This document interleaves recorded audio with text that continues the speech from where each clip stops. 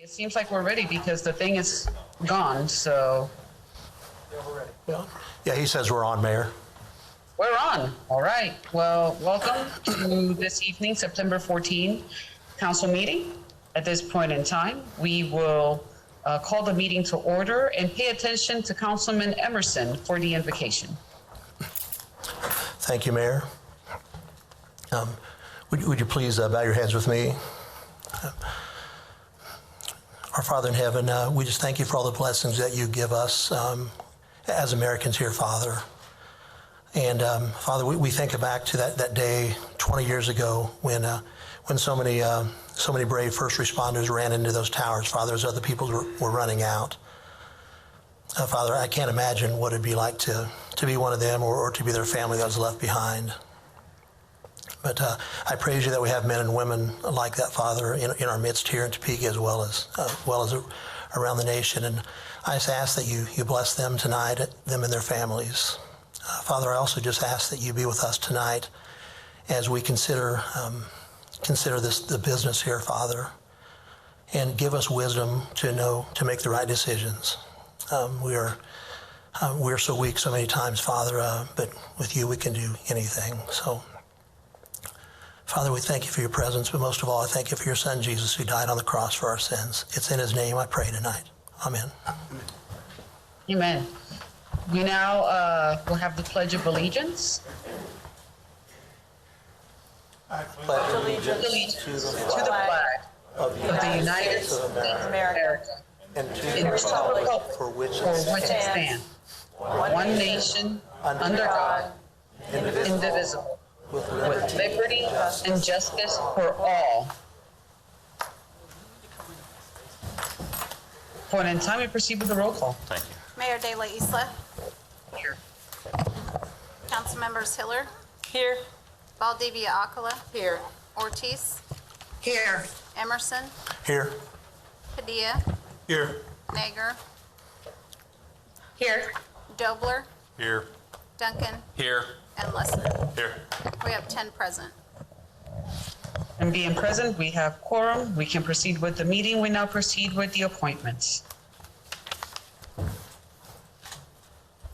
A is a board appointment recommending the reappointment of Alan Bierman to the Topeka Metropolitan Transit Authority for an unexpired term ending September 18, 2025. And B is a board appointment recommending the reappointment of James Ogle to the Topeka Metropolitan Transit Authority Board for an unexpired term ending September 18, 2025. At this point in time, governing body members, we have these two individuals presented to you for approval. The mayor does not vote on this item. And if you do have any questions for these individuals, they are both here. They are reappointments. Both of them requested reappointment as they're working on a strategic plan in this current moment for this and next year for the Metro. Question, and if there's no questions, what's the pleasure of the body? Motion to approve. Second. We have a motion for approval by the deputy mayor, and we had a second by Councilwoman Hiller. Councilwoman Hiller. At this point in time, do we have any questions or comments? Seeing none, we proceed by voting. Council members Valdivia Acala. Yes. Ortiz. Yes. Emerson. Yes. Padilla. Yes. Nager. Yes. Dobler. Yes. Duncan. Yes. Lesser. Yes. And Hiller. Yes. We have 9 yes, motion carries.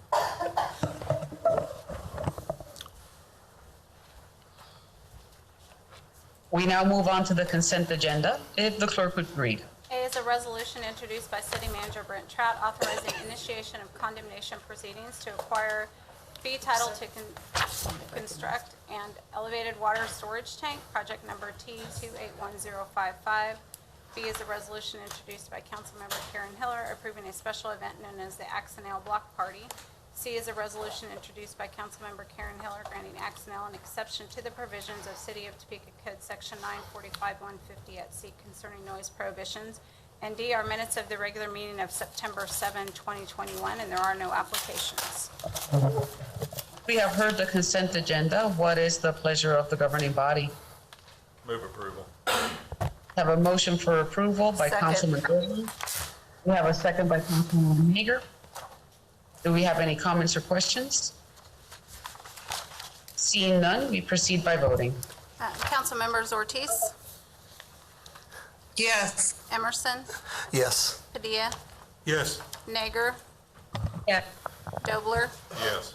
Duncan, Yes. Lesser, Yes. Mayor De La Isla, Yes. Council members Hiller, Yes. and Valdivia Aquila. Yes. We have 10 yes, motion carries. Wonderful. At this point in time, we move on to the action items. Action item A, if the clerk would read. A is a resolution introduced by City Manager Brent Trapp concerning the Kansas Homeland Security Region J Hazard Mitigation Plan. City Manager. Thank you, Mayor. Tonight, we are being asked to consider approval of the Kansas Homeland Security Mitigation Plan.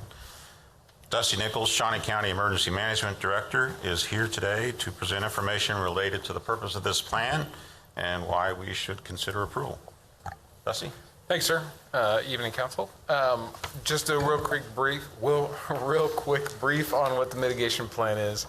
FEMA has a lot of programs and policies and so forth, as you all are aware. What this mitigation plan does, it breaks it out through the states or throughout the United States, and then within Kansas, we have a regional mitigation plan. And it ties these mitigation projects together. And on the screen there, you'll see basically the definition of what we're talking about here. But the mitigation is taking some kind of permanent fix to a hazard that would reduce the risk of life or increase the safety of the populace and their properties. So up on the screen, you can see all the information there, but there's bottom line with this is you have to agree to adopt the plan, the regional plan, to be open and available to get grants to do these projects. If you go to the next slide, please. So the mitigation plan is designed to do what I just said. That's on that slide. You can go to the next one, thanks. So what needs to be accomplished by the organizations? At the last slide I have on here, you'll see the organizations listed in Shawnee County that have and have not signed or adopted the mitigation plan. Those that have accepted what's in there, which is basically an education of what the mitigation plan is. There is no action to be taken by you. It simply opens you up for grants. Next one.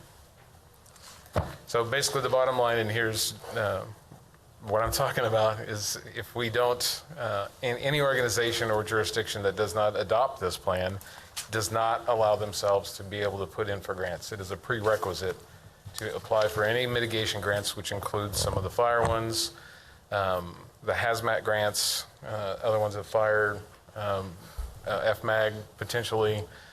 So there's a lot of grants out there that adopting this opens you up to. Next one. So basically, you're not on the hook for anything. It's basically the education piece of what a mitigation plan is. What it does for you is open up those grants, and it doesn't leave you on the hook for anything. The next one. As you can see there's only a couple, Shawnee County and Silver Lake. I can't read the other one from here, but there's only a few jurisdictions in Shawnee County that have adopted this. Part of the reason they haven't adopted it, I think, is logistically over the past couple of years. It's just been tough to get out and do briefings like this and let them know and talk to the people who are the leaders in those organizations. I can stand for any questions. Thank you very much, Incident Commander Nichols. That's your title, don't laugh. EM Director, thank you, ma'am. Friends, he's my boss with the COVID response. So any questions for Dusty? Only question I have, I assume this is your recommendation? I highly recommend that you guys adopt this, yes. We are very lucky to have you, my friends. Thank you, So sir. thank you for the job that you do. Appreciate it. Dusty, can I put you on the spot? It's not about this specific plan, but is there anything that you would like to share with the council with regards to our current issue, since we're talking about mitigation issues? There is a COVID mitigation grants that are out there that, again, you'd have to adopt this to be even be available to those. But I'm not adept on the specifics of those grants. I'm usually looking at things at a wider perspective. But if you'd like that information, I can definitely get that information to you in detail. Thank you. Any other questions for Mr. Nichols? Mayor, Yes, sir. so Dusty, this is a good thing. Yes, sir. I think. Great. I do Move think. approval. Second. I had a question. We have a motion and a second, and Councilman Duncan now has a question now that we have a motion and a second. Just a brief question. So obviously, I don't know, give or take half of these on this list are partially or somewhat in the city limits of Topeka. And a lot of them are shy. I mean, for the city, because I worry about the county, but I understand. I understand. I mean, I guess there's no downside, but is there upside to us encouraging some of these folks to pass this plan so that if events happen, there's additional funding available to these organizations that would help us help them? You are on the right track, sir. That's the reason for the regional portion of it. So if we can tie all these together, there's a chance that we can tie projects together from different jurisdictions. So you'll see some school districts are on that list as well. Right. So those if there's are the ones that pop. That and Washburn popped out to me more than. If those projects can tie into a city project, then there's a chance for additional funding potentially. Sure. Again, I'm not expert on all the specific grants, but I think there's a potential for that. Yes. Okay. Thank you. Okay. Are there any other questions before we proceed with voting? Councilwoman Ortiz? Thank you. Hi, Dusty. Hi, ma'am. When does this expire, or is there an expiration date on it? Yeah, the plans usually run 3 years on this one. They have an entire, a separate team that does a THIRA, which is a Threat Hazard Identification and Risk Assessment, and that's part of the initial portion of the mitigation plan. What that does is identify and prioritize the threats and risks that are associated with our general area or region, and the likelihood of those happening. So when you're looking at these grants, sometimes it's prioritized based on the higher portion of the THIRA or how it's going to affect those jurisdictions. So when you're looking at the plan and how it applies, again, you're on the right track. It's definitely one of those things that it's a team effort at the state level, and it's relooked at or reviewed every 3 years. Okay, thank you. Additional questions? Seeing none, we proceed by voting. Council members Emerson, Yes. Dia, Yes. Nager, Yes. Dobler, Yes. Duncan, Yes. Lesser, Yes. Mayor De La Isla, Yes. Council members Hiller, Yes. Valdivia Acala, Yes. and Ortiz. Yes. We have 10 yes, motion carries. Thank you all. Have a good night. Thank you, Dustin. Thank you, sir. We now move on to item B, if the clerk would read. B is a resolution introduced by City Manager Brent Trout in accordance with Section 1860010 of the Topeka Municipal Code, approving a conditional use permit to allow the use of motor vehicle sales on property zoned X1 Mixed Use District at 1319 Southeast 6th Avenue in the city of Topeka, Shawnee County, Kansas. City Manager. Thank you, Mayor. The governing body tonight will consider approval of the conditional use permit for the property located at 1319 6th Avenue. Director Bill Finder will cover the details of the request. Thank you, Mr. City Manager. Good evening, governing body. Our first zoning case tonight, as you heard, is a conditional use permit at the corner of 6th and Lawrence in East Topeka South neighborhood. The property itself was a former gas station, actually built back in the 50s. The new owner is looking to use it for car sales. Under the current zoning, the X1 zoning, it does require a conditional use permit. And there were some conditions as part of that, such as limiting the number of cars for display, which was offered by the applicant, decorative fencing around the outside storage of the cars. There's a number of places where concrete will be removed and replaced with landscape buffering, including a removal of one of the drives or the drive off of 6th. So it'll be a much more appealing business as part of this proposal. Staff and Planning Commission both recommended approval on this, so I'll stand for any questions. Any questions for Mr. Fiander? Councilwoman Ortiz. Thank you, Madam Mayor. Is this Dave's, it used to be Dave's gas station, is that correct? Councilwoman Ortiz, I'm not sure if it was Dave's. It was a tire store right before. It may have been a, Yeah, yeah, is that it? that's Dave. Okay. That's Dave's. I guess my concern is just this. It's awesome that they're gonna come in and that they wanna do a car lot. Sometimes our car lots turn into, you know, savage yards. So what's our guarantee that that won't happen? What is our measures to stop that? Good question, Councilwoman Ortiz. I kind of skipped over a couple prohibitions on this conditional use. One, there is no allowance of inoperable vehicles to be stored on the property. There also is a restriction on any auto repair. So that tends to mitigate those concerns that you just expressed. So by limiting the overall number, by limiting the ability to store inoperable vehicles and do auto repair, should lead to better outcomes. Okay, so are you saying that they're not going to be able to do auto repair? Correct. They would have to come back to you for an amendment to the CUP to do that. And no salvage? And vehicle? correct, no storage or salvaging at all. Okay. Does he have to fence that in because he's tore down all the fencing and cleaned up the property? I kind of understand that, but is he putting up a fence around the property? He is putting up a fence. It's a black 6-foot decorative fence, I believe. So that will be going up to enclose the area of where the cars will be. Does that include the house to the west of that? I don't believe so.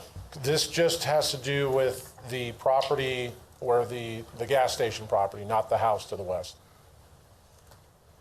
Okay.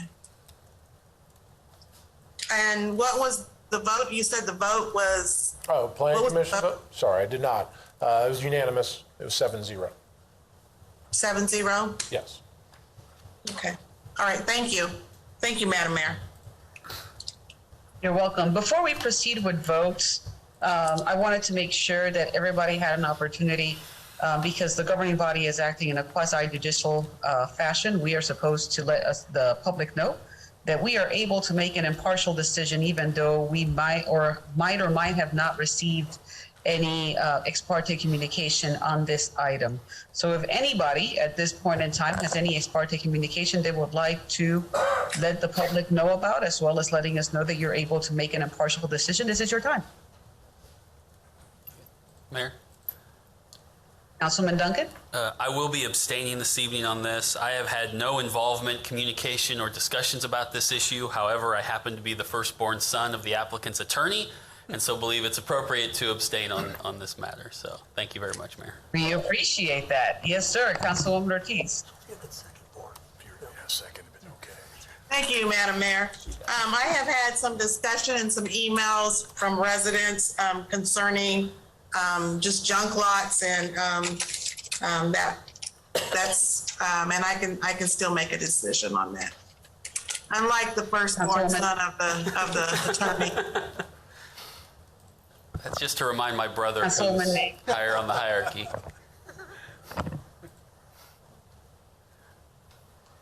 Anybody else?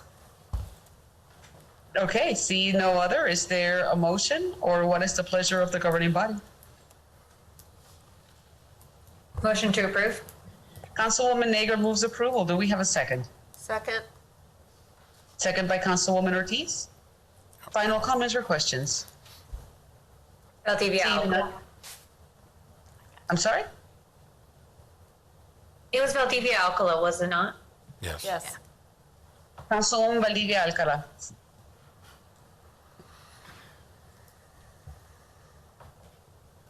She made the second. Oh, thank you. All right. Well, if there is no other questions, we proceed by voting. Council members Padilla, Yes. Nager, Yes. Dobler, Yes. Duncan. Abstain. That's right. Lesser, Yes. Mayor Daley Isla, Yes. Council members Hiller, Yes. Valdivia Akala, Yes. Ortiz, Yes. and Emerson. Yes. We have 9 yes with 1 abstention. Motion carries. All right, we move on to item C, if the clerk would read. C is an ordinance introduced by City Manager Brent Trout, amending the district map referred to and made a part of the zoning ordinances by Section 1850050 of the Topeka Municipal Code by providing for certain changes in zoning on property located at 1115 Southwest Wanamaker Road from O&I 2 Office and Institutional District Use Group to C2 Commercial District. City Manager. Thank you, Mayor. The governing body will consider the rezoning of the property located at 1115 Southwest Wanamaker Road. Director Bill Finder will discuss the details of the request. Thank you again. This second zoning case before you involves a property roughly at 11th and Wanamaker. It is being reclassified, proposed to be reclassified from O&I 2 Office and Institutional to C4 per the applicant's request. For development of a coffee shop and drive-through service. The property is right on the line, if you will, of a transition from C4 to C2 on that side of the block. The applicant is desirous of the C4 to have a taller sign on the property. And you really could go either way here. I think staff and planning commission kind of went with a preference for C2 to follow the more recent policy direction under the new sign code that was recently adopted, as well as just looking at the immediate sites that are adjacent to this property that have like C2 sign type standards. Culver's, Cox, Pi 5, I think, in the credit union across the street, all immediately adjacent kind of have a C2 sign standard. So that was our recommendation for a preference. I think, as I said, I think you certainly can look at this either way, given where it's happening. For context, from a sign perspective, C2 and C4 doesn't get you any difference in terms of the size of the sign area, 50 to 70 square feet under either C2 or C4. It's the height of the sign that would be the difference if you were to amend the recommendation to C4, you'd get another 10 feet on the sign. Again, that's the main differences between those two zoning groups. Again, we do think, and I'll get, the Planning Commission did recommend approval 6-1. If you do elect to amend the recommendation, I believe you will need at least 7 affirmative votes. I'll stand for any questions at this point. Questions for Mr. Finder? Mayor. Councilwoman Hiller. Thank you.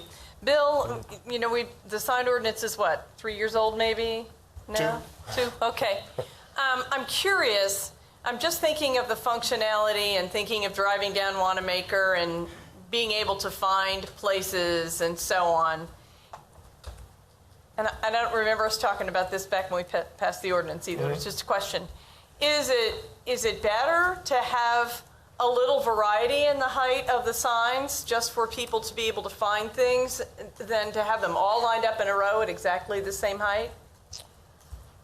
I would say that, again, based on the community feedback that we got during that sign process, they really were concerned about over-signing.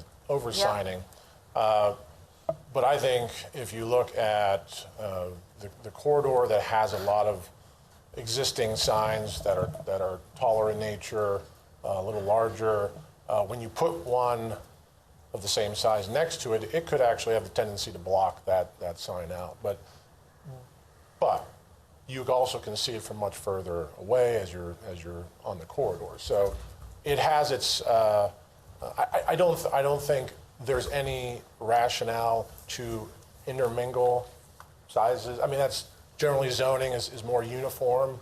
That's why we have zoning, to have more uniform standards in place, so you don't have that sort of gap, or, gap tooth or up and down type of signage in this case. So I think you have an area that has a mix of all those types of signs. And the immediate sites were a little more C2 oriented. Beyond that, you've got shopping center signs very, very large. And so you do have, I don't think there's any rationale to either way to say one is, you're going to have a better sign mixture because they're all different. I hope so. I'm not going to argue with the decision that was made, but when I think of the Wanamaker corridor, I know that I get my bearings for looking at the higher signs and say, okay, I know I'm in the right place, and now let me find the place that I'm looking for sometimes. And if they're all low, I might have a harder time just getting myself situated. And so there's some competition, I suppose, in who gets a bigger, taller sign, and fairness and things like that. Yeah, the horse out of the barn sort of analogy comes to mind. Yeah, well, some of those taller ones are grandfathered, I suppose. That is correct. But they're helpful to people like me. Thank you. Just curious. Thank you, Mayor. Thank you. Other questions or comments? Yeah, Madam Mayor? Councilman Lesser, yes. Yeah, I'd like to make a motion to amend the recommendation of the Planning Commission to approve the zoning ordinance to C4 rather than C2. I'll second that. We have a motion and a second by Councilman Dobler to change the designation from a C2 to a C4. Comments or questions with regards to this? Councilwoman Ortiz. Can you give some explanation why? Sure, certainly. A couple different things. I was contacted, this is in my district, I was contacted by the developer.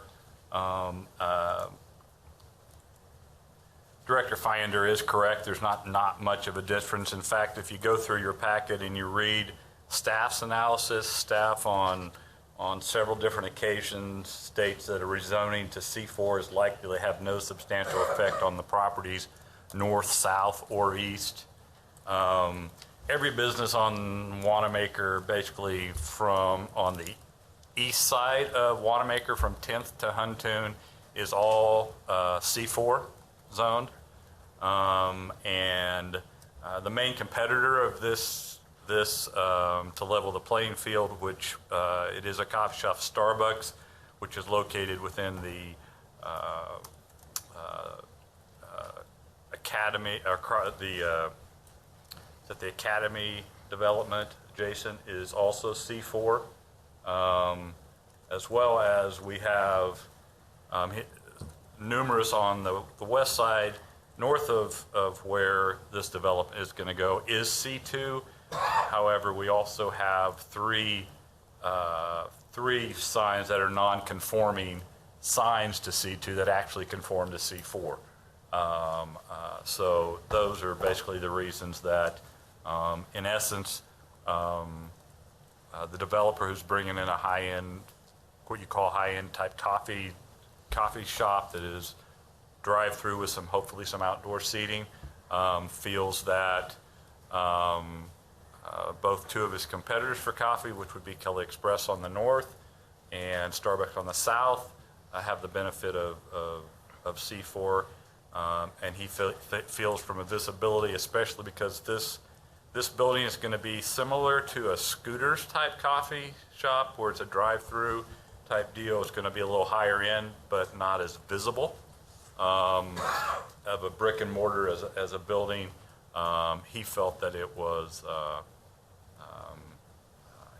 important for visibility for him to have that. So that's the 10-cent tour.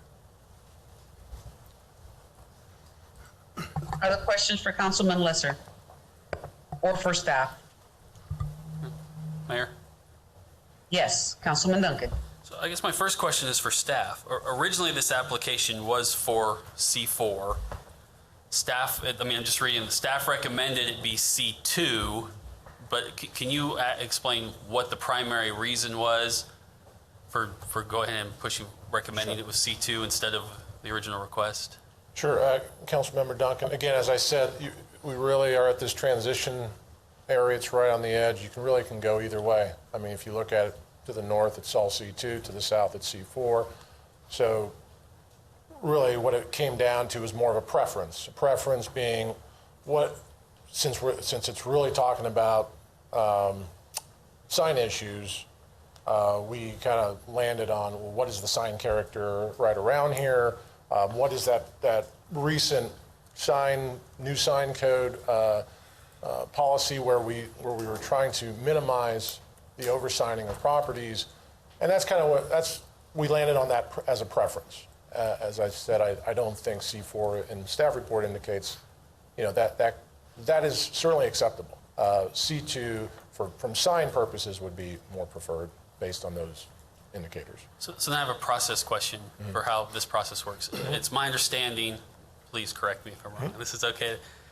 When something goes before the commission, the recommendation they can make can go down, but it can't go up, correct? That is correct. So when a recommendation is made to them, are you not able to provide them an option and say, hey, they would like this, we could live with this, but in this hearing in front of you 7, we would prefer you do this, so that they have some flexibility to say, hey, we'll go with, thanks for the options, we hear what you're saying, but we're going to push C4 forward because we could live with that as a planning committee. I mean, is that even an option in that process? It was presented to the Planning Commission as C4. That's how it gets presented, and then the staff recommendation, the staff report is as an option. C2 would be a preference because of these reasons. Okay. And so it was presented actually both ways. Okay, okay. And that's what I was trying to better understand how that works. We presented at the level that the applicant requested to be, which is they requested a C4. I guess the reason I can support this is I'm okay with the sign ordinance that were passed a few years back. I absolutely understand the desire by staff to keep it within what our newer policies are. The problem is we're inserting this into a location that got to be grandfathered into this, and it's already in line with everything else in that area, and it feels like we're putting them at a disadvantage in this area, really through no fault of their own. Obviously, if we could bulldoze everything and start over, we'd keep everybody to the new policies. So that's why I can lean towards supporting this change, because I just think based on where they are and where they're fitting into, it just seems okay and makes sense to let them have the better signage considering all the competition in the chaos of Wanamaker Road. So thank you very much, Mayor. Thank you. Additional comments or questions? Mayor, Councilman Dobler. thank you. Basically, I could probably just say what he said, but I do want to add, I take some comfort in, I think I counted 3 times that the planning director said, we can certainly live with C4. I mean, it sounds like it's on the fence, flip a coin, however you want to characterize it. So I'm certainly going to support the change to C4. Thank you. Thank you. Councilwoman Nager. Thank you, Madam Mayor. Ditto and ditto. I also just wanted to thank staff for really adhering and considering the sign ordinance that was passed a couple years ago. As somebody who was supportive of that as a constituent, I really appreciate you guys looking into that. I do think that this is a good application for the C4 though. The C4 ordinance, excuse me. I want to be very clear about the C4 that we're talking about. Thank you, Madam Mayor. Thank you. I did want to let everybody know that this is Councilwoman Hiller, I see your hand, that this is a moment in which we are also going to be invited to disclose if we have received any ex parte communication and that we are able to make an impartial judgment on this item. So I'll call on Councilwoman Hiller, but if you have received any ex parte communication, this is your time to make sure that you let us know. Councilwoman Hiller. Thank you, Mayor. Mike, I can declare ex parte, but I have a procedural question. And I did not have any contact from the developer beforehand. I just was asking my question when we kicked off at first. But procedurally, if we have ex parte communication, if there is new information that had not been presented to the Planning Commission, I think we're supposed to send it back. And so my question would be whether the information that Councilman Lesser shared was all shared and discussed by the Planning Commission. To answer the question, anything that's been discussed and shared here tonight was brought to the attention of the Planning Commission by the applicant. Okay. Yeah. Thank you. Just want to make sure. Thank you, Mayor. Thank you. You have Councilwoman Valdivia Alcala also. Thank you, Councilwoman. I think Yes, Valdivia Alcara. Okay, thank you, Mayor. I will be supporting this. I believe that after Mike's explanation and that we're looking at 3 coffee shops down this strip, we need to support good competitive nature, and that means good signage for all. And it was so close, it sounds like, on the Planning Commission. It's not like we overturn these type of decisions often, so I will be supporting. Thank you. Thank you. Anybody else would like to report ex parte communication and your ability to make an impartial decision? I don't know if I reported, but I did say I had a conversation. I did have a conversation with, received a phone call, at which time I did look into his concerns. The majority of it I was able to do by reviewing the packet, going through staff, and pulling up Shawnee County's zoning map. And I can definitely make an impartial decision on this. Thank you, Councilman Lesser. Okay, we have a motion and we have a second. If there's no additional comments or no additional... Councilman Dobler. Councilman Dobler, yes. Sorry, Mayor. The only conversation I had was one with Councilman Lesser. Not sure that counts. I'll disclose that, and I can certainly make an impartial decision. Thank you. Thank you. Okay. There's no more disclosures. This is the moment in which we would proceed with voting. Now, remember, everybody, that we would be voting not to approve the original recommendation. We would be all voting to approve a C4 designation. Okay, council members Nager, Yes. Dobler, Yes. Duncan, Yes. Lesser, Yes. Mayor De La Isla, Yes. council members Hiller, Yes. Valdivia Alcala, Yes. Ortiz, Yes. Emerson, Yes. and Padilla. Yes. We have 10 yes, motion carries.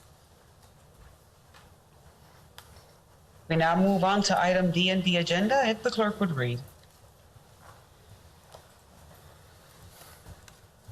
D is an ordinance introduced by City Manager Brent Trout imposing a real estate lien pursuant to KSA 12808C upon certain lots and pieces of ground in Shawnee County, Kansas, to pay the cost for utility services where such payments to the city have not been made due to neglect, failure, or refusal to pay. City Manager. Thank you, Mayor. The ordinance presented to you tonight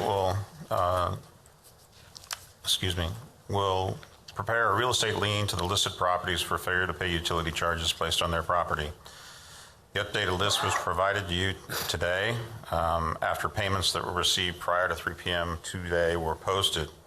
Nicole Malat is available in here to make a presentation to you regarding the current status of the request. Nicole?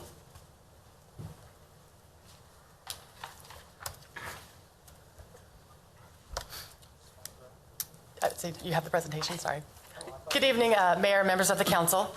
The city provides water, wastewater, and stormwater and fire line services to a variety of customers located both inside and outside the city limits.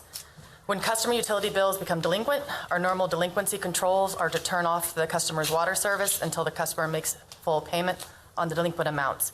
However, that is not always possible. There was supposed to be a presentation. They've got it in their packet. Yeah, okay, you have it in front of you, okay. Yeah, Some customers receive wastewater service or stormwater service from the city, but no water service. This greatly reduces our ability to induce payments from customers with delinquent amounts since we cannot shut off their water service. Most of these are customers of rural water districts, and the rural water district cannot shut off water service for failure to pay a bill owed to the city. This year, the Utilities Department sent 166 property owners letters regarding delinquent utility accounts at the end of July. The total balance for those 166 accounts was $108,625. 122 of those accounts, or 74%, have previously been included on a similar lien ordinance. Staff attempted to make personal contact with the other 44 customers who were receiving the past due lien assessment notice letters for the first time this year. Just as a comparison, last year we sent out 269 letters with an outstanding balance of $350,514. Excuse me. Last year did include a high number of apartment complexes in town that had fallen significantly behind on the utility accounts. However, staff continued to work closely with those complexes to bring their accounts to a standing that we were comfortable removing them from the lien assessments. By October 2020, there were 116 accounts remaining for $81,570 sent to the county for lien assessment. As you can see by the update of the 166 letters sent this year, 125 accounts remain unpaid as of this afternoon, with a total balance of $82,950. I know the initial map there is pretty small, just in case you couldn't count all the dots. Of the 166 letters mailed, 106 are outside the city limits, all of which are wastewater customers. 60 are inside the city limits, 54 of those being stormwater customers and 6 being fire line customers. The utilities have a few different collection methods available, but the lien assessment is by far the most effective. However, a lien can only be used when the utility account holder is also the property owner of record with the county. The customers identified in this document are delinquent by at least 90 days in their payment for services provided by the city. State law permits the city to institute a lien on the property of these customers in order to recover payment for services rendered. This ordinance is passed every September so that we can provide the final list to the county clerk prior to their October 1st deadline, thereby giving the county sufficient time to add the delinquent utility fees to the tax statement that is mailed each November. Even though we're asking you to pass the ordinance tonight, we'll still take into account all payments made up until noon on September 30th before sending that final list to the county for assessment. So with that quick, fast presentation, I'll stand for any questions. Questions for staff? Mayor? Yes, Councilman Emerson. Thank you, Mayor. Ms. Malat, thank you for your presentation, and thank you for bringing this. I think this is my 4th or 5th one of these I voted on. And I support this, but I am always, and you guys probably are too, it's frustrating because, I mean, some of these people I know, and they're people that they have good jobs and stuff, and I guess they're making an economic decision. If I can not pay my water bill for a year and there's no interest, why not, right? Economically, it's a rational decision to make. And I guess, is there something we can do? I mean, people that are serial repeat, I don't want to say, well, I'll say offenders. If you're, if you're doing this because you can every year, it's not, I know some people are on here because it's a hardship. Some of these people I know, it's not a hardship. It's just, again, it's a rational economic decision. Yeah, I wish you wouldn't share that with everybody else, but yeah, there really is. We continue to work with the county, but the fact of the matter is they will not shut off their water service because our wastewater customers are not paying. We have some statutory limitations to our ability to charge interest or fees. I'm not going to talk to specifics of that because I'm not familiar with them. It's just nothing that there's been any appetite to pursue in the past. But we can definitely do some more research into it and maybe bring some options. Yeah, I know you guys are trying. I appreciate everything you guys have done. It's just frustrating because there's people here in town that are really hurting and can't pay their bills, and then some of these people, that's not the reason. So. Other comments or questions?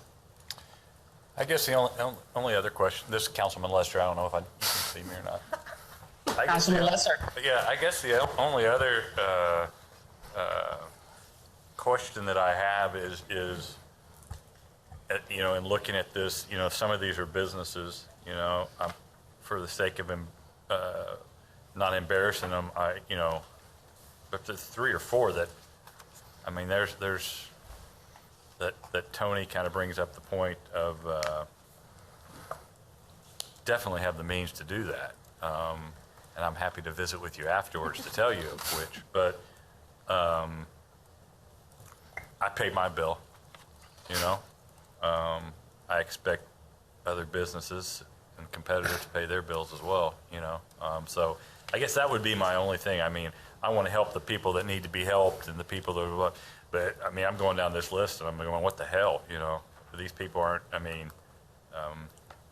one of these business owners I saw drop at least that much at Longhorn Steakhouse last week, so I think he could pay his water bill. So my point being is there not any other repercussion, business-wise? Let's talk businesses. Let's not talk individuals and stuff like that. Let's talk businesses. Do we not have any other type of recourse? And maybe it's just for Amanda, our new sheriff in town over here that can. I don't know that I want that title. We can investigate what we could use home rule power for to see an option. It might require an ordinance. We are happy to investigate that and bring you options if there are any. Yeah, that's my point, is I want to help people who need to be helped, and I don't want to go, there's people that are, in bad situations, and obviously we need to be sympathetic to that. But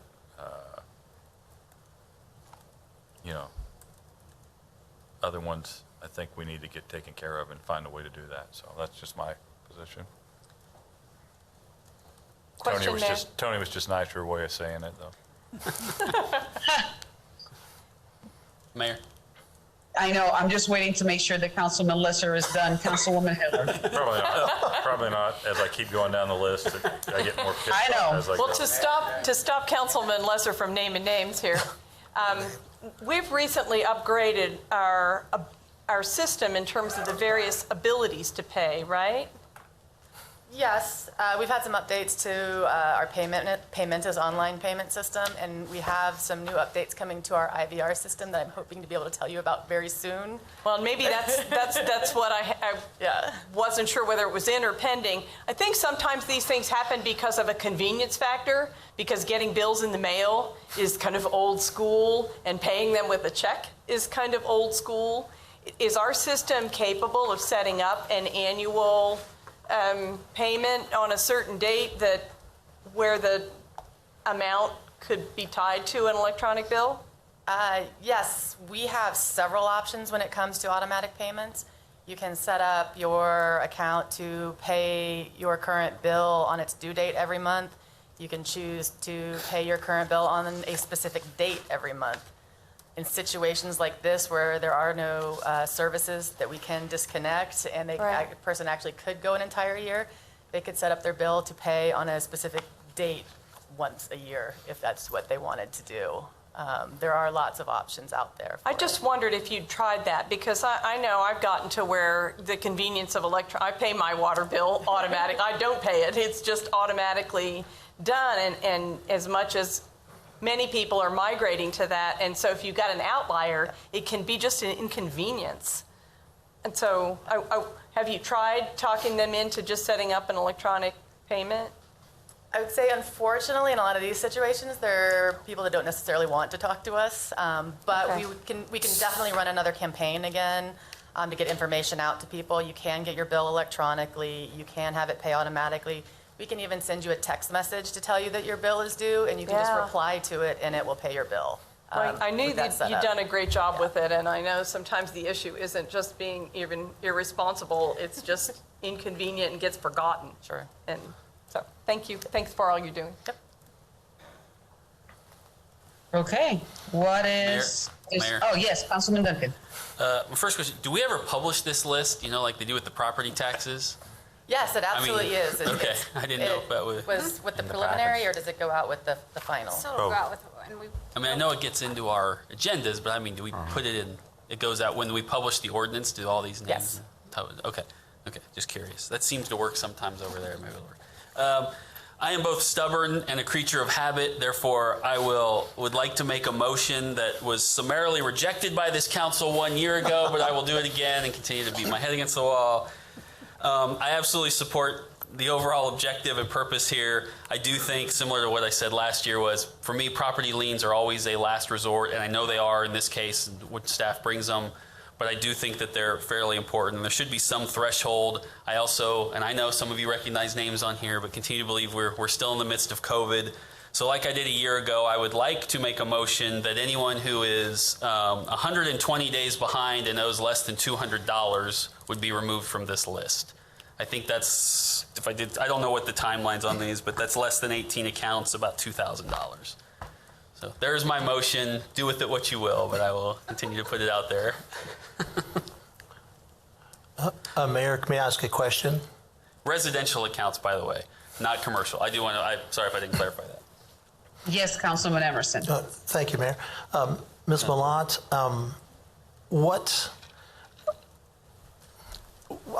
by the time they show up on this list, aren't they all more than 120 days old? Is that correct, or? Yes, when the letters were sent out, they were 90 days past due. So by now, yes, we've hit 120, and it'll be slightly more by the time it hits their property taxes. Well, last year I proposed 6 months. I thought if I came down, you guys might get better. So I'd go back to 6 months, but the intent, again, like I said, is just the residential customers who owe less than $200. I understand they may be habitual.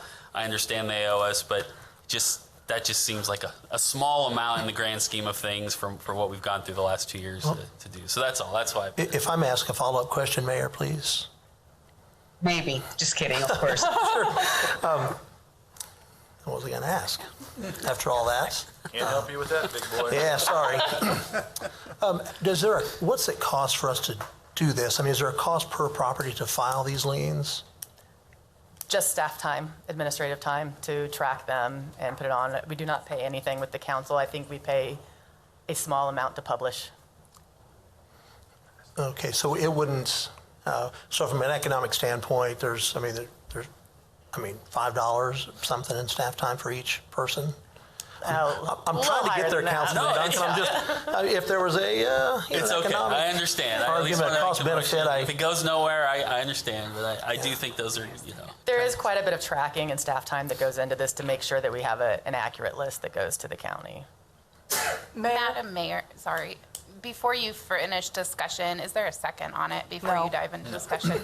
There has not been. There is not, and that's, I think, what the council is trying to figure out. They're asking these questions because there's the big potential, as Councilman Duncan knows, that there may not be a second, but he is still trying.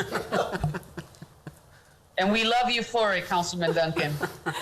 Well, I have another question just to put off that issue, if I may. Yes, Councilwoman Hiller. To your knowledge, if you haven't tracked it exactly, of the ones that were billed the last couple of years, how many paid their taxes? How many did pay it when they paid their taxes? I don't have an exact number, but I would say it is 95% and higher.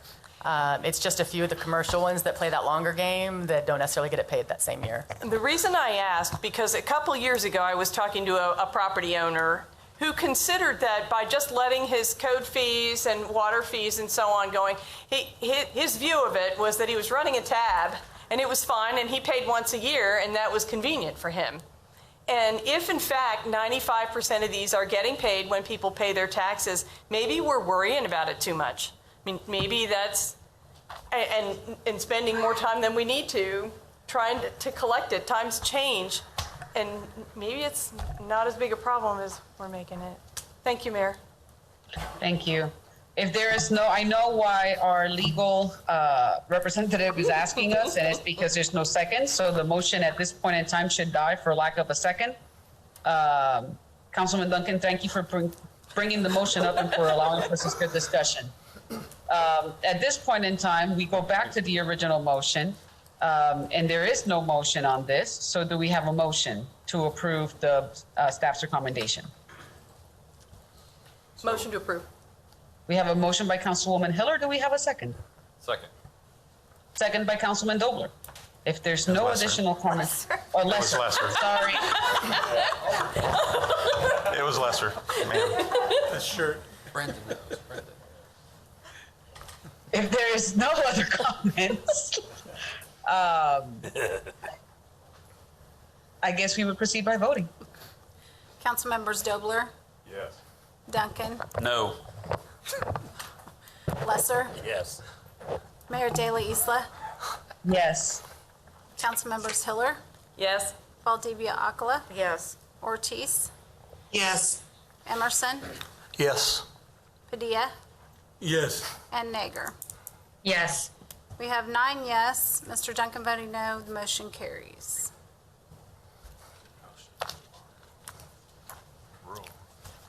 All right, we move on to the next item on the agenda. Item E. Mayor? Yes, Councilman Emerson. Mayor, thank you. Mayor, a couple of us had a question that we would like staff to answer prior to voting on the next 3 items. So at this time, I would like to make a motion to amend the agenda to add an executive session at this time to discuss employer-employee negotiations. All right, we have a motion. Do we have a second? No, second it. We have a second by Councilman Padilla. I just want to make sure that we don't have to suspend the council rules. I'm asking legal to make sure that there is not a prior step in protocol that we should be taking. You do not need to. Council Rule 5.2 allows the agenda to be amended at this time. Wonderful. We have a motion and a second to recess into executive session. Councilman Emerson, do you know what amount of time the session would be? Yes, and Mayor, Ms. Stanley provided me that we have to do this in 2 steps, have to do this and vote, and then have to make a separate motion for the executive session. Okay. So the first one is to make sure that we are able to add an executive session to the council meeting. So we have a motion and a second. Let's proceed by voting. Councilmembers Duncan, Yes. Lesser, Yes. Mayor De La Isla, Yes. Councilmembers Hiller, Yes. Valdivia Akala, Yes. Ortiz, Yes. Emerson, Yes. Padilla, Yes. Nager, Yes. and Dobler. 10 yes, motion carries. Councilman Emerson? Thank you, Mayor. I would now move that we recess into executive session for 10 minutes to discuss employer-employee negotiations as authorized by KSA 75-4319B3.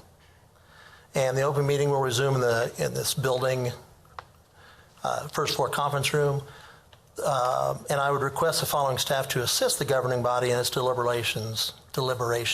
City Manager Trout, Chief of Staff Cochran, Human Relations Director Russell, Budget Director Wade, Senior Assistant City Attorney Kuckelman, Yes. City Attorney Stanley, Chief Duke, Acting Chief Willis, and Public Works Director Mr. Jackson. Okay, we have a motion in front of us to enter into an executive session not to exceed 10 minutes at this point in time. Do we have a second for this? Second. We have a second, and if there's no other comments or questions, we proceed by voting to enter into a session. Councilmembers Lesser, Yes. Mayor De La Isla, Yes. Councilmembers Hiller, Yes. Valdivia Akala, Yes. Ortiz, Yes. Emerson, Yes. Padilla, Yes. Nager, Yes. Dobler, Yes. and Duncan. Yes. We have 10 yes, motion carries. At this point in time, we will allow a few minutes for the room to be vacated. And that will give us some time to start our executive session that will not exceed 10 minutes. Yeah, and I apologize. I know it's a pain in the butt to do these right now. No worries, no worries. Thanks.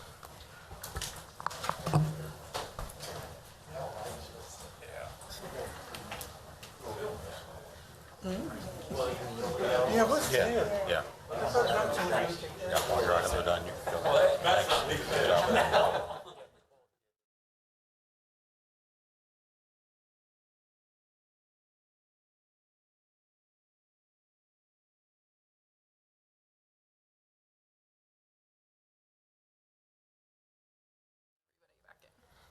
Yeah, tell them we'll be going right back in, so unless they want to come in and watch the vote. You want me to do it?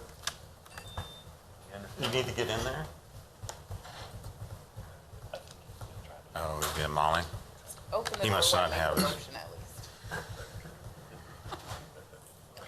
We on now?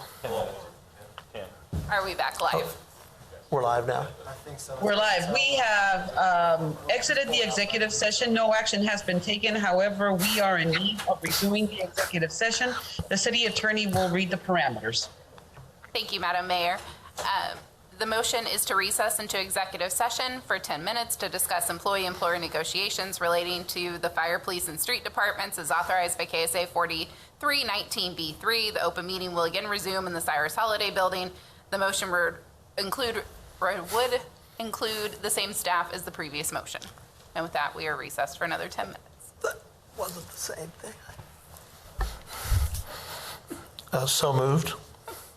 Do we have a second? Second. Okay, all those in favor? That was Neil. All opposed? None being opposed, we move back into the executive session.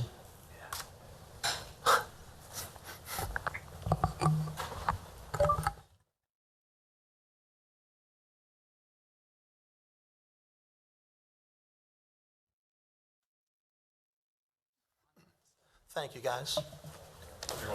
Thanks, staff. Thank you, Tony.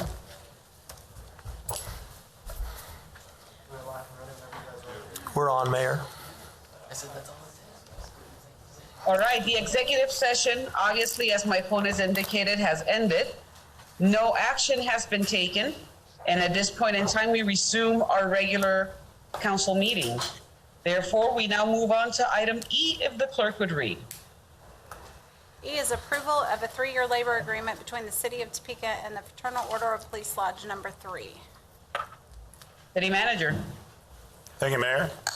The City of Topeka and the Fraternal Order of Police Lodge Number 3 reached a tentative agreement on terms for a 3-year contract. The union membership has voted and ratified the contract, and the contract is presented for governing body approval. We'll stand for any questions. Questions for the City Manager? Motion to approve. We have a motion to approve. Do we have a second? Wait. You I can have still a ask a question. question. Okay, can I still ask a question? Okay. So who was the second so that we can enter discussion? Mr. Dobler. Mr. Councilman Dobler. Okay, Sorry. so Councilwoman Valdivia Alcala. Thank you, Mayor. City Manager, just for my edification, and I had the paperwork right here, and of course I can't find it now. I wanted to go over the part about the steps, just to make sure I'm understanding everything correctly. And I think, I'm trying to figure out where that is in the labor agreement. And I also wanted to ask a question about the removal from the files of certain disciplinary actions. So they're just two brief questions. So it looks under Article 13, under wages, pay, and plan, and it talks about the step advancement for each year of the contract. And I just want to confirm this to make sure that I'm having a correct understanding, is that at this point, there is no need to meet expectations in order to get a step increase. Is that correct? Right, the contract does not require that. Okay, and so there is no requirement to meet expectations, and you can plan on still getting a raise. And also, if we go to Article 16, disciplinary action, what it looks like, it says revises when discipline is removed from the personnel file. Suspension of 15 days or more remain in the file for the duration of employment. So that means forever and ever. Is that correct? Correct. Okay. And this will be reduced to suspension of 4 days or more. All other discipline is removed after 24 months without similar violations.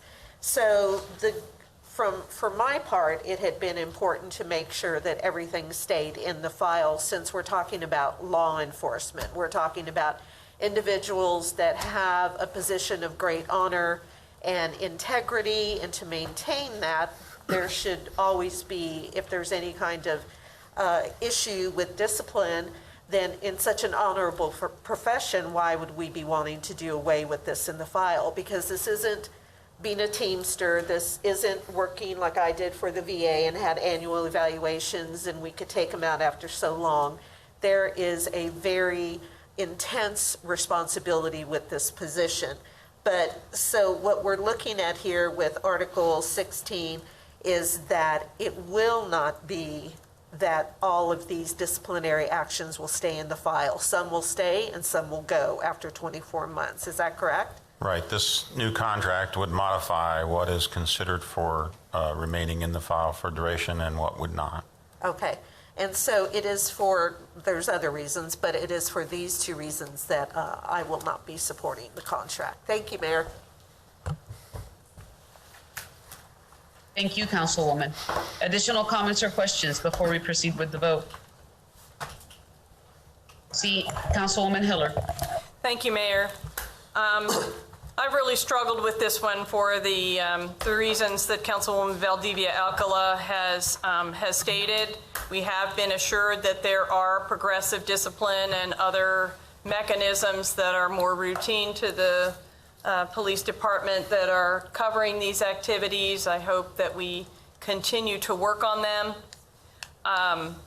We've had some side discussions about the addition of the holiday. I hope that as we as a council talk about it in the future, that we can all work together on something appropriate. The most important thing that I want to mention here regarding this, and particularly police and fire together, we've worked on these for a long time and observed that the price tag on the final package, these are 3-year contracts, both of them, total accumulatively gets to where it's more than $5 million a year more than the pay scale is today by the 3rd year of that contract. People feel strongly that we want to compensate our police and fire appropriately for what they do as well as competitively, and those are very compelling arguments. And it sounds like there is strong support on the council to pass these contracts. I just want to make sure publicly as well that we lay out on the table that if we vote these contracts through, we need to be making continued efforts on the backs of what we've been doing steadily over this year to find efficiencies and economies within the budget that we have, to use the ARPA money and infrastructure money and any other opportunities that we have to reduce the budget expenses and the debt expenses that we have, as well as to work as hard as we can to grow our economy so that the dollars to support these very hefty contracts come in without us needing to raise taxes. I believe that we can do it, but it is going to be a lot of work, and I just want that subject to be on the table so that we all know that if we vote in favor of these contracts, we are correspondingly making that commitment to work hard to be able to cover them. I think people know that when I was first elected, there were 3-year contracts that were generous, and when the economy tanked, we were really in trouble. And so that is, aside from being someone who wants to be careful about the budget, that is a history that I carry on this body. Again, we've done some really good things with the budget. We've got some opportunities in the coming year to save money on the budget that we passed, and we've talked about that before. House prices are going up right now, and there's some growth in our economy that we want to grow. With those together, I think we can do it. Just want to make sure we all realize what we're voting for if we vote for these contracts. Thank you. Additional comments or questions before we proceed with the vote? Seeing none, we proceed by voting. Mayor De La Isla, Yes. Council Members Hiller, Yes. Valdivia Alcala, Can I ask a question real quick? Can I ask a question real quick before I vote? This is just on the FOP contract, Yes. right? Yes. Yes, I thought so. No. Council Members Ortiz, Yes. Emerson, Yes. Padilla, Yes. Nager, Yes. Dobler, Yes. Duncan, Yes. and Lesser. Yes. So we have 9 yes, Ms. Valdivia Akala voting no, the motion carries. Motion carries. We now move on to the next item, item F, if the clerk would read.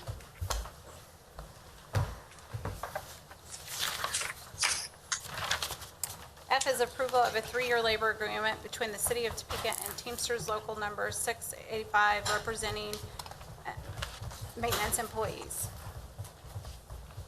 City Manager. Again, the city of Topeka and the Teamsters Local 696 reached a tentative agreement on a contract for a 3-year term. The union membership has voted and ratified the contract, and the contract is presented for governing body approval. What is the pleasure of the governing body if there's no questions for staff? Move approval. Second. We have a motion for approval in a second. Comments or questions? Seeing none, we proceed by voting. Council members Hiller, Yes. Valdivia Akala, Yes.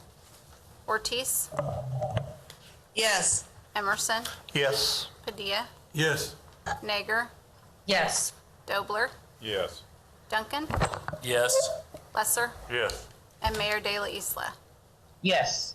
We have 10 yes, motion carries. We now move on to item G, if the clerk would read. G is approval of a 3-year labor agreement between the City of Topeka and the International Association of Firefighters, Local Union Number 83. City Manager. The City of Topeka and the International Association of Firefighters, Local 83, reached a tentative agreement on the terms of a 3-year contract. Union membership has voted and ratified the contract, and the contract is presented for governing body approval. Questions for staff or pleasure of the body? Motion to approve. Second. We have a motion to approve and we have a second. Comments or questions? Seeing none, we proceed by voting. Council members Valdivia Akala, Yes. Ortiz, Yes. Emerson, Yes. Padilla, Yes. Nager, Yes. Dobler, Yes. Duncan, Yes. Lesser, Yes. Mayor De La Isla, Yes. and Councilmember Hiller. Yes. We have 10 yes, motion carries. This concludes our action items. We move on to public comment. The person signed up for public comment is Mr. Ledbetter. He left. Mayor, He he left? sent us an email that he left. All right, so that means that there's no public comment. Announcement, City Manager, actually the clerk. Yes, for the September 21st agenda, we will have 4 appointments. On the consent agenda, we have an ordinance concerning West Zone Water Tower initiation of eminent domain proceedings. Actions items include amended resolution of advisability for Aquarian Acres subdivision number 9, and a resolution setting the public hearing for the neighborhood revitalization plan renewal for October 12. Non-action items include discussions on the Uniform Public Offense Code, the standard traffic ordinance, and private tow operators. City Manager. Thank you, Mayor. The Housing Trust website, Housing Trust Fund website is active on the city's website. You can find it at topeka.org/HTF/. And there's a button on there that you can click on and make a donation if you desire to support the Housing Trust Fund. That's all I have, Mayor. Thank you, City Manager. We are coming off a very solemn weekend. Just again, wanted to echo the sentiments of Councilman Emerson. We have heroes among us in our community, and may we never forget 9/11 and those families and what our country went through. And it's just one of those times that you really appreciate the people that are there to safeguard you. Talking about people who are there to safeguard you, I don't know if you all knew Colonel Dan Skoda from the 190th. Colonel Skoda retired. So Colonel Skoda, it was an honor to be at the retirement ceremony, and you did an amazing job. We now have a new colonel, Colonel Budden, that will be taking the lead, has already taken the lead of the wing. And I look forward to making sure that Colonel Budden is a known person in our community. We've done a lot of work to make sure that our military establishment is part of our community and is appreciated for all the work they do. They were instrumental throughout the COVID response for the state. We're very proud of our airmen. In addition to that, Wanted to congratulate the women that are the honorees for tomorrow's YWCA's event. All those women of excellence, great job. We're very proud of you and your community. And finally, point of personal privilege, one of my best friends, Jennifer Getz, was a 2040 honoree. So congratulations, Jennifer, and to all of the 20 under 40 honorees that are going to be celebrated pretty soon. With that, Councilman Emerson. Thank you, Mayor. I want to start by thanking the staff. I know these three contracts have been a huge task for you guys, and I really appreciate the job everyone did. It's there's never a perfect contract, but these are pretty good, I think, for both sides. So I really appreciate all of your work on that. And just to follow up the mayor at point of personal privilege, this weekend I went down to Dallas to attend the wedding of my daughter Sydney. And she got married to Levant Wilkins, whose father used to be a police officer here, Willie Wilkins. Had a great ceremony, but it was kind of weird. We're in Dallas, and like 100 people from Topeka are all down there. So it was kind of strange. I kind of felt like, why don't we have it in Topeka? Just 100 people going for 3 people. But anyway, so congratulations, Sydney and Levant, and I certainly hope you guys have a long and prosperous marriage. Thank you. Deputy Mayor. Yeah. I didn't mean to interrupt. Congratulations, Tony. But now you have Willie Wilkins as your father-in-law. Yeah, I didn't think about that. Yeah, you didn't think that through. I like Willie. What do you mean? I know Great Willie. guy, great guy. Say hi to him for me. I just want to echo the comments of Councilman Emerson in thanking the staff for all the work that they did on the contracts. It's not a job that's easy. You're not going to please everyone. You know that going into it. So you do the best you can, and I think you had the interests of the city at heart in all your efforts. Thank you, Steve, as well, and to the Chief of Staff as well, for everyone who sat on that team. I appreciate their work. I do want to say that I would like to make a comment about the City of Topeka Police Department. We've been doing a long look at the police department in our committee with Councilwoman Ortiz as the chair and Councilmember Hiller on that committee along with me. And I think that long look has provided a lot of information to this community about how we do our job at the police department, or how they do their job at the police department. It's hard for me to disassociate myself with that organization, and I won't. I just think that the more information that we've been able to put out there in the community, the more confident we should all feel that the way we do our job doesn't necessitate some of the things and criticisms that we get, that things are being hidden or not done correctly. All the questions have been answered. They may not be the answers that people want, but they are the answers for how we do policing in the city of Topeka. So I give my compliments to the department, especially in this last week. Their performance was exemplary.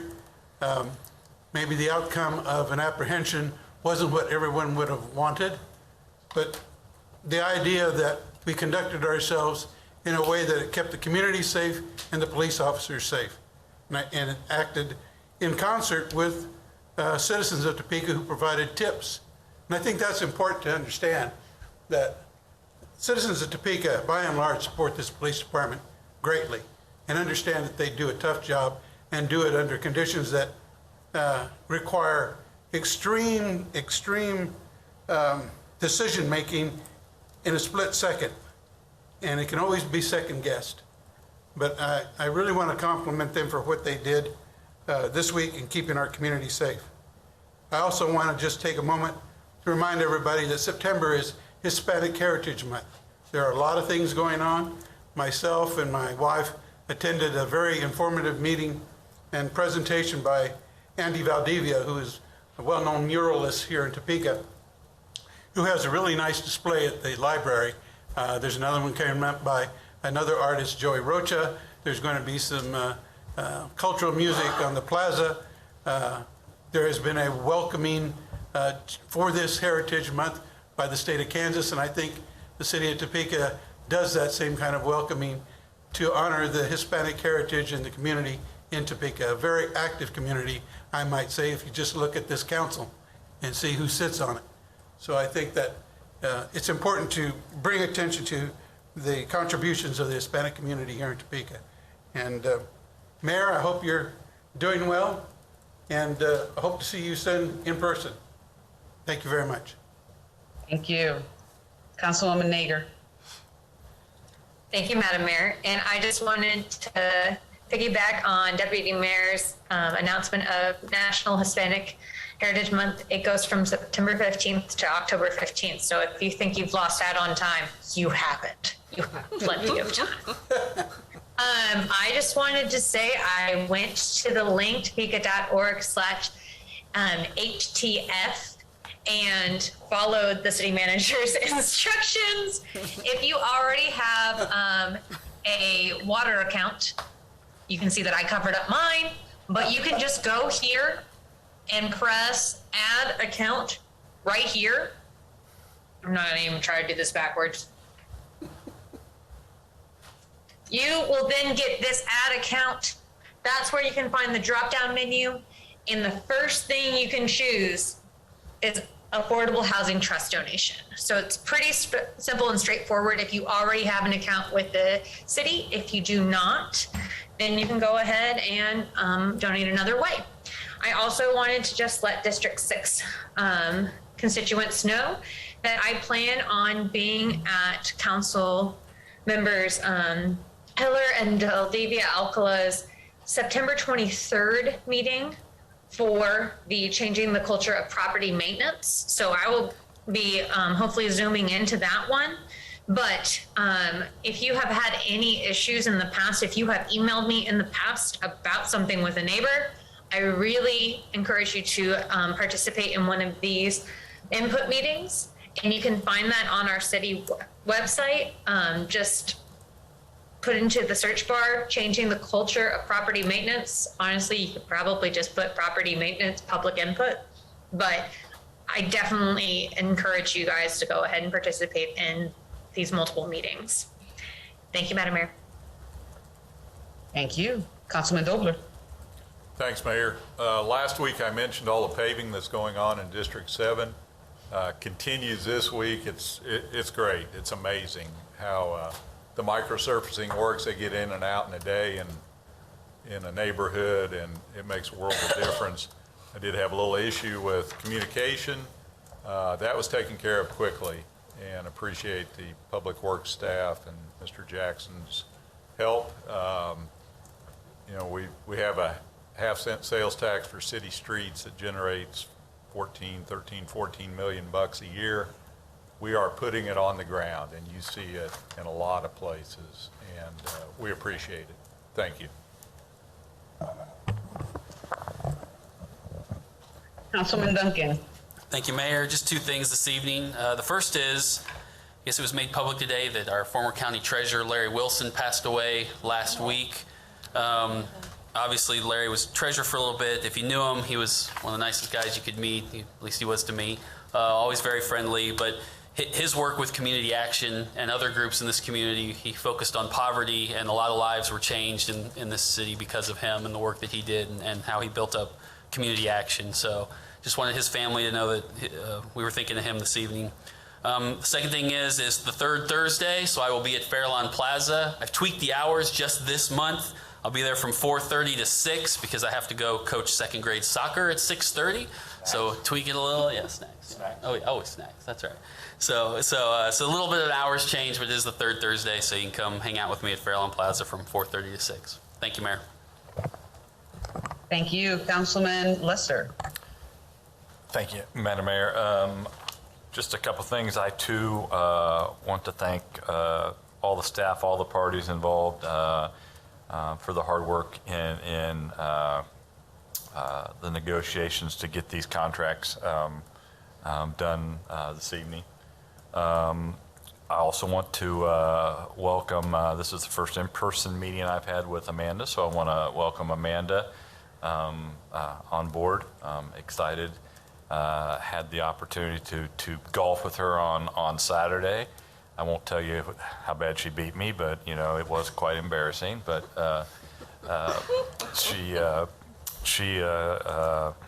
her family and I go way back, and so we're in good hands, and so I'm looking forward to working with you and welcome. Take the opportunity as well to piggyback a little bit on. I too have been following the committee as Mr. Padilla discussed earlier, and feel some very good things have came out of that. And one thing too as well is that I have really appreciated has been the stability that Chief Wheelis has provided since taking over for the retirement of Chief Cochran. He's been responsive to all the needs that I have had. I think he's done a good job in regards to what I'm seeing and hearing from morale on the streets, and I thank him for the stability that he's provided during this point in time. So I think that's all I have to say. Oh, one other thing. Mr. McGinnis, Lou, Mr. McGinnis, I had gone to Trianon with a young lady, single mom, had a rash because of the condition of mold and stuff in the apartment. I wanted to remind him because the check was supposed to be sent out, they've not received it. So if he happens to be watching the refund of the deposit and stuff, he still they have not received that. So if Lou's watching, the refund for the condition of the apartment, the mold, the picture, I do have some pictures of the breakout that the young girl had there too. So did check with them this morning, Christina. They've not yet still received that check, so hopefully that's coming shortly in the mail. But if not, we'll make sure we get in touch with them to see if we can expedite that. So that's all I got. Thank you. Councilwoman Hiller. Thank you, Mayor. Well, in addition to thanking the staff, as others have, for our budget process, I want to thank a different sector because we did kick off the public health and safety, change our culture, public input events last evening at Hillcrest. But the city manager, 2 reps from the police department, and well, 1 from PD and 2 from code compliance were there. Monique Glaudet from community engagement has been assisting, as has Molly Hadfield. And it, just in case you didn't know it, Brent's really good at running a PowerPoint. He was stellar. But we had a standing room only crowd. They kept having to bring in chairs, and we actually lost a couple of people because of space. The input was really great. The goal that we had to engage the public with their experiences, but ideas and samples for how we can bring the community together. If there were some ideas for the city to improve on, and not just our property maintenance department, but the city overall, if there are ways we could improve, what were their ideas, but were there ideas on how the community could get involved as well, or strategies to get problems resolved after they'd been identified, and ideally long-term before code would even ever need to come out, to just raise the bar in the community. Monique's pages just released, I got them late afternoon, 4 pages of notes. I mean, really great ideas, and some that we had not heard, most of them we had not heard before. It was varied, it was strong. An example that I'll share with you was people who said, why don't we create a youth summer employment program to mow yards and clean up and trim if needed? That would be A, a good summer employment, but B, one of the things we have figured out along the way is that a lot of lower income people or young people have never mowed a yard. They don't know how to do it. They don't know how to do just the routine maintenance on a lawnmower. And so if we're trying to change that culture and get back to where we were, where everybody knows how to mow a yard and trim a yard how to take care of it. That idea alone had a lot of layers to it, and there were other discussions of neighborhood involvement, community involvement, youth opportunities. That's just one example that came out. Thank you, Councilwoman Nager, for bringing it up. She'll be joining us on Thursday, it sounds like. That session was the first of 7. Again, there was really great response. That's how we plan to run each of those hearings, is to give people plenty of time to state the particularly ideas and strategies. Again, there are, just to remind everybody, there are 2 what we would consider community-wide sessions here in the Holiday Building, one next Wednesday morning and the other next Thursday evening, and both of those will be hybrid, including the Zoom access. The other 5 were neighborhood-based. Hillcrest yesterday, Central Park on Thursday, and the following week we'll be at Crestview on Monday, at Garfield on Thursday. Wednesday. No, I have to look. Wednesday or Garfield after that, and Lundgren is the last one. So as Councilwoman Nager said, if people just go to the city's website, www.topeka.org, there's actually a picture of that on the ticker on the very front of the website. You just have to click on that, and it pops you back for any background material, the dates of all of the events, how to access the video that Councilwoman Valdivia Alcala found that's very good watching and kind of thought-provoking. And also there's an opportunity there for people either in lieu of attending a session or after they did and had some thoughts to turn in ideas later and have them sent straight into the staff who's putting those together for us. We're really excited that that concept of reaching out to the community is working well, and appreciate all of you on the council who have already told us what days you were joining. Hopefully everybody will at least be able to join 1 or 2. And the only other announcement I have is that I have been involved since the beginning in the Aaron Douglas Art Fair, and it is coming up on the 25th, Saturday, the 25th of September. It is traditionally on the block between Lane and Washburn at 12th Street. That block is somewhat compromised right now, and they have worked through it. I've spent some time with them on it, and they're in the process of working out all the details, but they're expecting to stay on that site after all, and put up some snow fence to keep people off the dirt mounds and so on, and have a wonderful array of artists as well as food and the kids zone as they usually do. Something that's particularly special this year is Aisha Amani, who is the featured artist. If you go, the county refreshed the storyboards in the Aaron Douglas Art Park over the last year. Aisha, as a Topeka High student, was one of the student volunteers that helped paint the mural there. And so her name is on those storyboards. It's kind of special to tie that together. So hopefully it's free, great art, great fun. Thank you. Councilwoman Valdivia Alcala. Thank you, Mayor. Just wanted to encourage folks to continue coming out to our public health and safety community input meetings.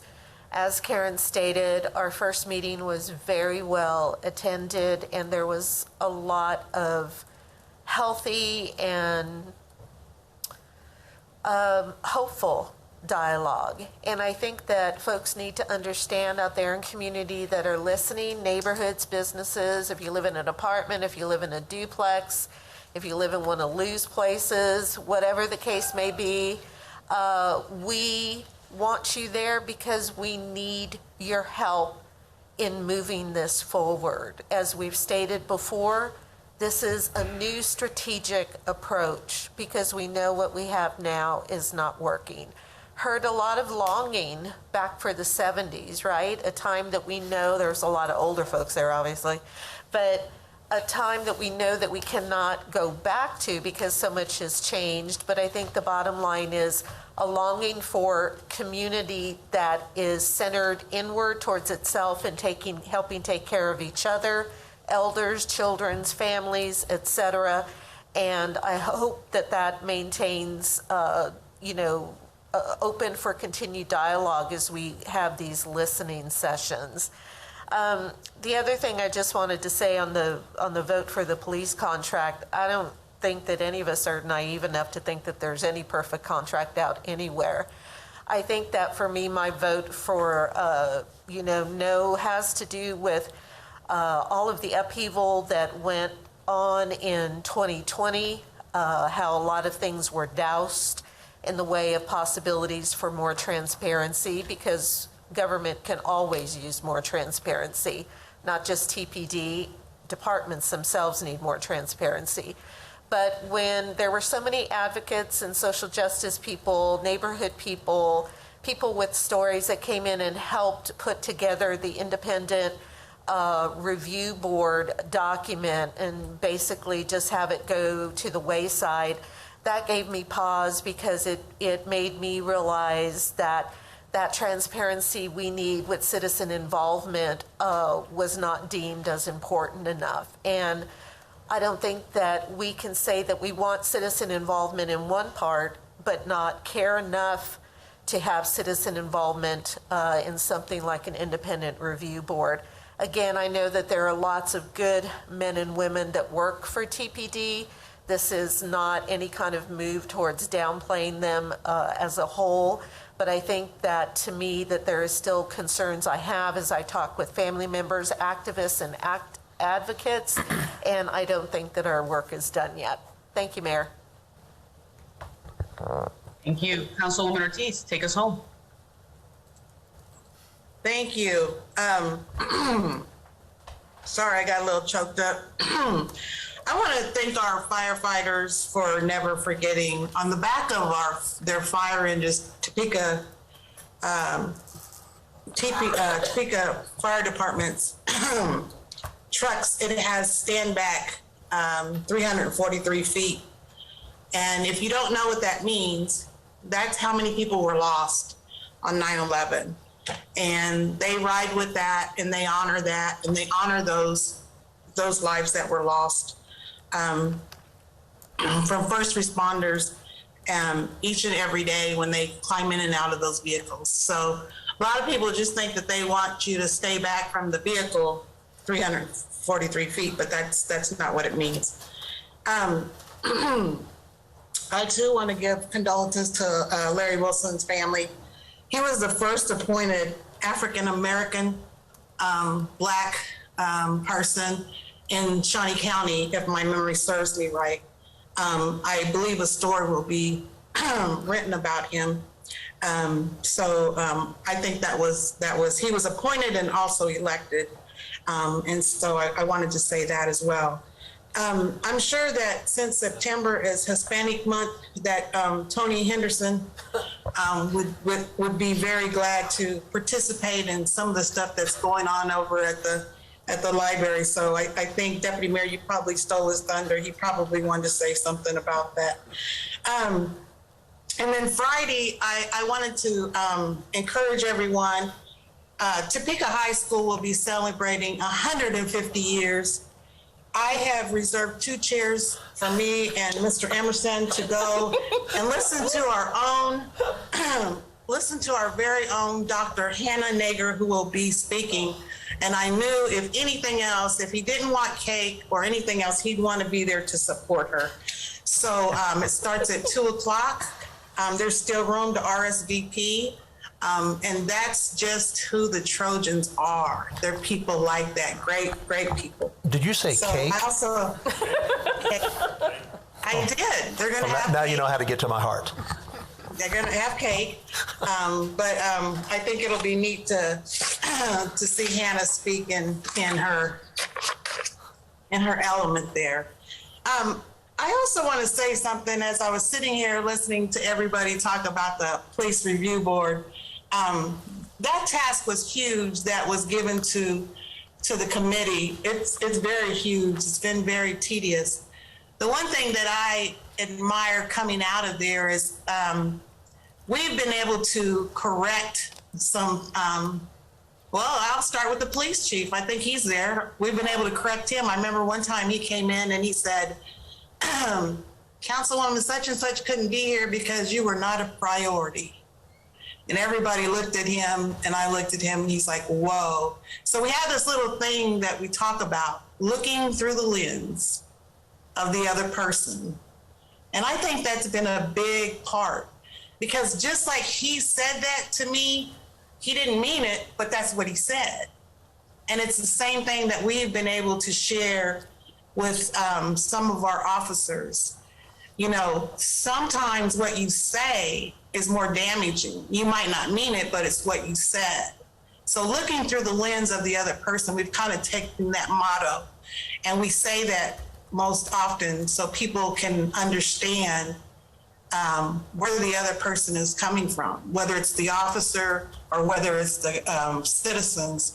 And I think it's been very, very powerful, because it makes people understand that there is another side of this. You see, they have a job to do, and they understand that.